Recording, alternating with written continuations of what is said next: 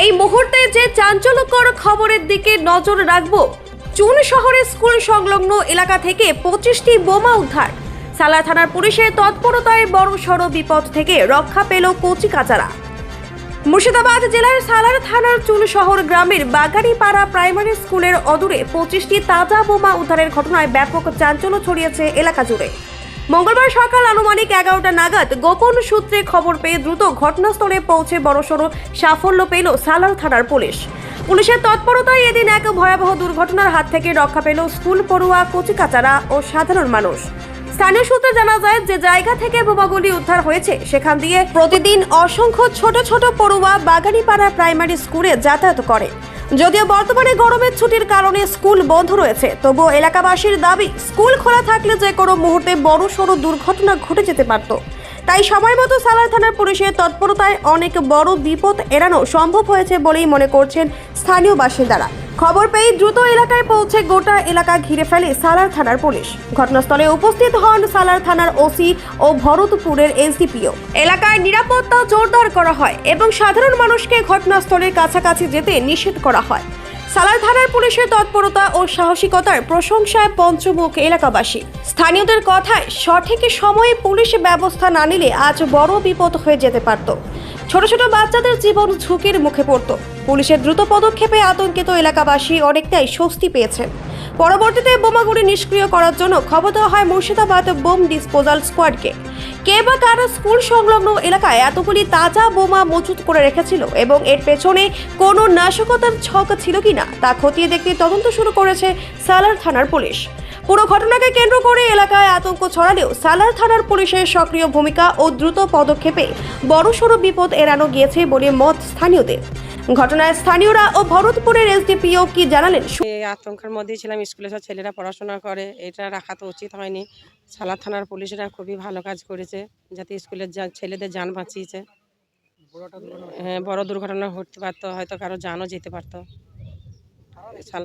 তা বলতে পারবো না কারা রেখেছে দেখিনি, এসব জানিও না, কিন্তু উদ্ধার করেছে পুলিশ সালার থানার, সেটা আমরা খুবই খুশি যে যাক সালার থানার পুলিশরা বড় উপকার করেছে স্কুলের বাচ্চাদের জন্য। এটা বাগানপাড়া। তা বলতে পারছি না, বেশ কিছু বোম উদ্ধার হয়েছে। হ্যাঁ, স্কুলে পড়াশোনা করে। হ্যাঁ, স্কুলের আতঙ্কের মধ্যে রয়েছে। হ্যাঁ, বোমা উদ্ধার হয়েছে, যাক পুলিশটা ভালো কাজই করেছে। সালার থানার বড়বাবুকে ধন্যবাদ দেওয়া দরকার আছে, যে যাতে পুলিশ বোমাগুলো উদ্ধার করেছে, বাচ্চাগুলোর যান বাঁচিয়েছে। আমার নাম নূরবানু বিবি, চুন শহর। অ্যাকচুয়ালি আমাদের এসপি স্যার মুর্শিদাবাদ পিডির, ওনার নির্দেশে আমাদের এখন স্পেশাল ড্রাইভ চলছে। বিভিন্ন যে বোম বলুন, অ্যামুনেশন বলুন, আর্মস বলুন, তো তার জন্য আমরা প্রত্যেকটা থানা, ভরতপুর সাব ডিভিশনে ওনার ইনস্ট্রাকশনে আমরা বিভিন্ন স্পেশাল ড্রাইভ দিচ্ছি। তার অঙ্গ হিসেবে আপনারা দেখেছেন অলরেডি আমরা ফয়জাল শেখ, রেজাউল শেখ, বিকাই, এরা তিনজনকে অ্যারেস্ট হয়েছে আগে। বিকাই শুধু আর্মস সমেত ধরা পড়েছে এবং সেখানে সে এনডিপিএস কেসেরও আসামি। রেজাউলও বোম কেসে আসামি আছে, আর ফয়জালও বোম কেসের আসামি আছে। তো আগেও আমরা বোম উদ্ধার করেছি এবং এটাও আবার এই অঙ্গ হিসাবে আজকে আবার দেখলেন আপনারা যে 3 ব্যাগ ভর্তি বোমা আজকে পাওয়া গেছে। সেখানে প্রায় 20-25টা আছে। এখন সংখ্যাগুলো আমরা গুনতে পারি, যেহেতু ব্যাগগুলো আমরা খুলে দেখতে পাইনি। সেটা বোম স্কোয়াড যখন আসবে সেই অনুযায়ী আমরা জানতে পারবো। তো এই চলতে থাকবে।